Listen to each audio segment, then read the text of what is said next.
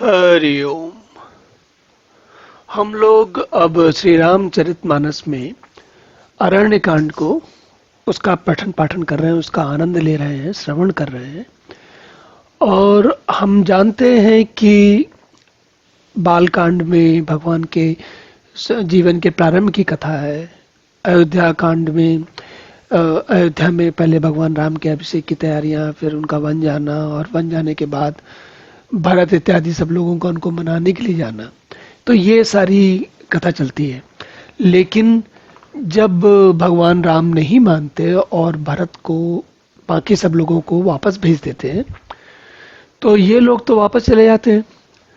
पर भगवान राम की कथा में आगे क्या होता है तो हम जानते हैं कि आगे की कथा ये है कि भगवान राम वनवास में हैं, और वनवास का मतलब वन में है।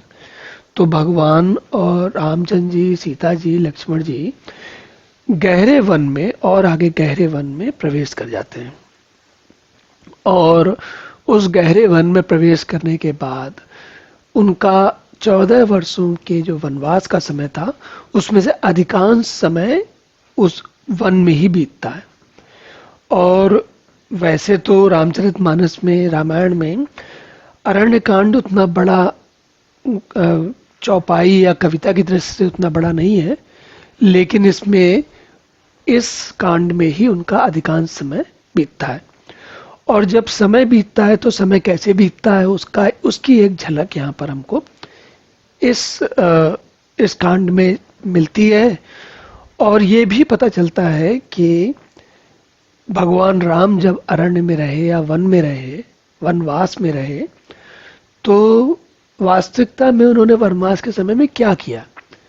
वनवास के समय में वो राक्षसों का संहार किया, वो तो ठीक है, और वो हम जानते हैं कि उसकी कथा बीच बीच में आती है।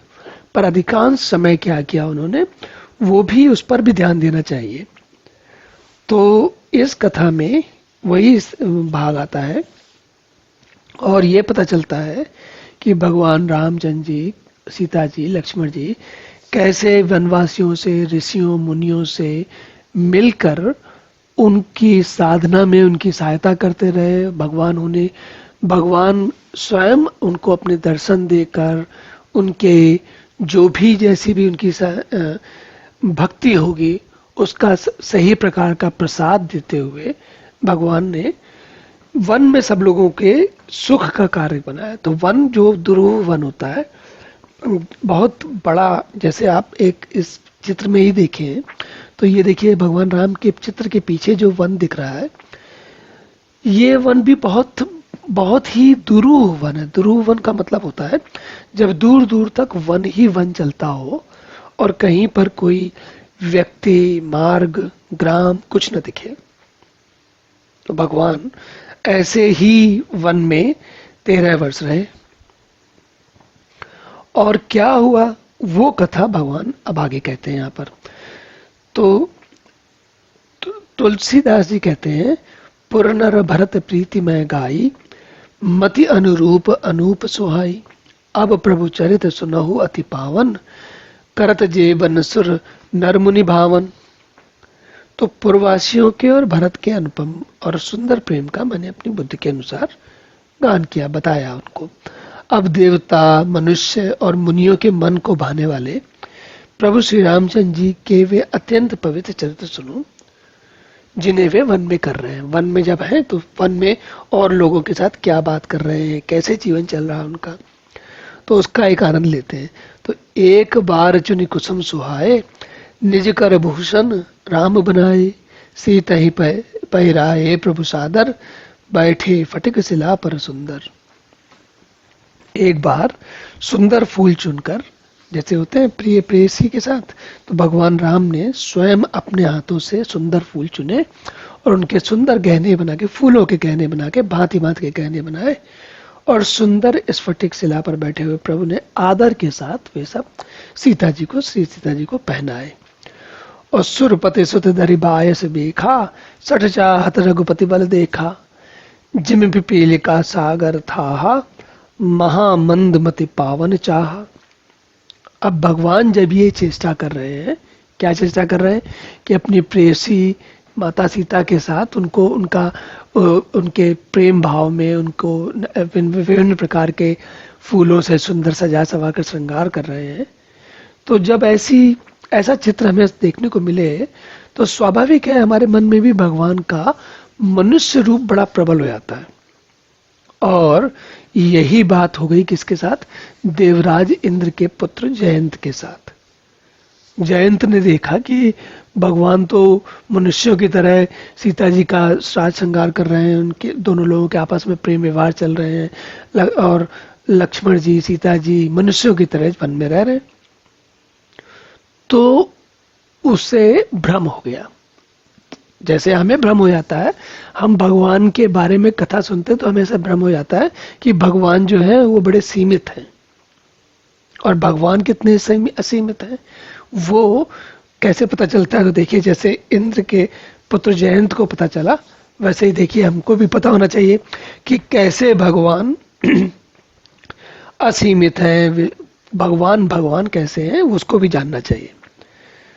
कहते हैं कि जो इंद्र का पुत्र है जयंत, वो कौवे का रूप धार के, कौवा बन के, और रघुनाथ जी का बल देखना चाहता है। क्या बल देखना चाहता है? कि रामचंद्र जी सीता जी पास पास बैठे हैं, तो वो जो है वो सोच रहा है कि भगवान के साथ छेड़खानी करना चाह रहा है, भगवान के साथ।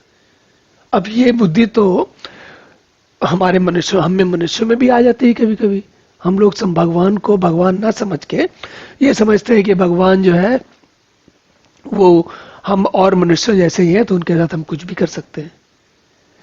चलिए कथा का मनोरंजन, कथा का आनंद लेते हैं।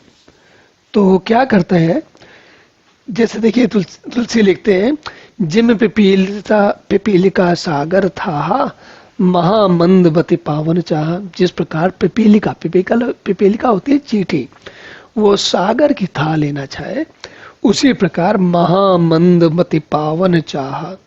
उसी प्रकार जो महामंदमती कौन है? जयंत, इंद्र का पुत्र, वो भगवान की शक्ति का, भगवान की सामर्थ्य की था लेना चाहता है। और क्या करता है उसके लिए? कहता है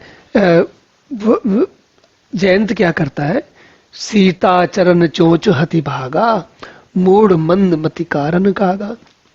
चला रुद्र रघुनायक जाना, सीख धनुष धायक संधाना। तो भगवान से छेड़खानी करने के लिए, भगवान को सामान्य मनुष्य से समझ के जयंत जो है वो सीता जी के चरणों में, पैरों में चोंच मार के भागा। का एक कौवा, सोचिए कि कोई कौवा आपकी प्रेसी, आपके भगवान के साथ सीता जी है, मान लिए भगवान ना होते, मनुष्य होते, और उनकी प्रेसी सीता जी को कौवा अगर चोंच मार के जाता तो वो क्या करते? मनुष्य होते तो उनको भी क्रोध आता, वो भी कुछ करते। भगवान ने क्या किया देखिए, चलिए देखते हैं। चला रुद्र सगुनायक जाना, सीख धनुष सहायक संधाना। जब भगवान ने सीता जी के पैरों से रुधिर रक्त की धार निकलती देखी, तो उन्होंने ये जान के कि कौवा है, कोई बहुत शक्तिशाली, बहुत सामर्थ्य वाला शक्तिशाली राक्षस या कोई ऐसा व्यक्ति नहीं है, तो उन्होंने क्या किया? सीख पर एक सीख उठाई और धनुष के सर पर सीख रख के कौवे के पीछे छोड़ दी। तो उन्होंने फल वाला बाण नहीं छोड़ा, उन्होंने एक सीख से उसको मार दिया। मारा मतलब उसके ऊपर बाण छोड़ दिया। जब बाण छोड़ दिया तो क्या होता है? अब देखिए, ये जो है प्रतीकात्मक, यहाँ पर क्या बात आती है? प्रतीकात्मक बात ये आती है कि मनुष्य के मन में ये दम्भ आ जाता है, ये भाव आ जाता है कि उसकी स्वयं की सत्ता है, वो भगवान कुछ नहीं है, वो जैसा चाहे, जो चाहे, जब चाहे कर सकता है। तो इस बात को दिखाने के लिए तुलसी ये कथा बता रहे हैं हमको। और जब जब भगवान राम के चलाए हुए धनुष के सरकंडे के तीर का उसने क्या जयंत का हाल किया, वो हम लोग देखते हैं अगले सत्र में। तो आप भी यहीं पर विश्राम करते हैं, अगले सत्र में पुनः मिलेंगे। तब तक के लिए हरि ओम।